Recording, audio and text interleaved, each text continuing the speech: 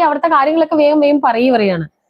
അപ്പോ അർജുനൻ പറയാണ്, സഹോദര, അർജുനൻ കണ്ണീരാൽ വിതുമ്പിക്കൊണ്ട് പറഞ്ഞു, അഗ്രജ, എല്ലാം നശിച്ചു. എന്റെ പ്രിയ സഖൻ കൃഷ്ണൻ നമ്മളെ വിട്ടുപോയി, ഇനിയില്ല ഭഗവാൻ. ഇത് കേട്ടതും 4 ദിക്കിലും ഇടിമിന്നൽ വർഷിച്ചുകൊണ്ട്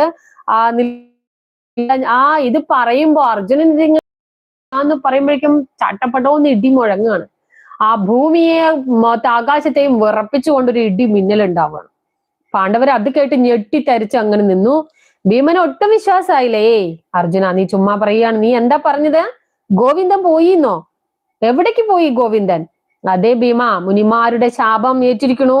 യാദവ കുലം പരസ്പരം തമ്മിൽ അടിച്ച് ആ ഇരുമ്പ് ദണ്ട് കൊണ്ട് അടിച്ച് മരിച്ചു, എല്ലാം തീർന്നു. എന്നിട്ട് കൃഷ്ണൻ ബാൽക്കി തീർത്ഥത്തിൽ പോയി ആ യോഗനിദ്രയിൽ പ്രവേശിച്ചു കൊണ്ടിരിക്കുമ്പോ എന്ത് സംഭവിച്ചു? ജര എന്ന രാക്ഷസൻ, എന്താ പറയുക, കാട്ടാളൻ, വേടൻ അമ്പെയ്തു ഭഗവാനെ കൊല്ലുകയും ചെയ്തു. ദ്വാരക എന്ത് ചെയ്തു? ദ്വാരക അങ്ങനെ കടലിൽ ഭഗവാൻ പോയതോടുകൂടി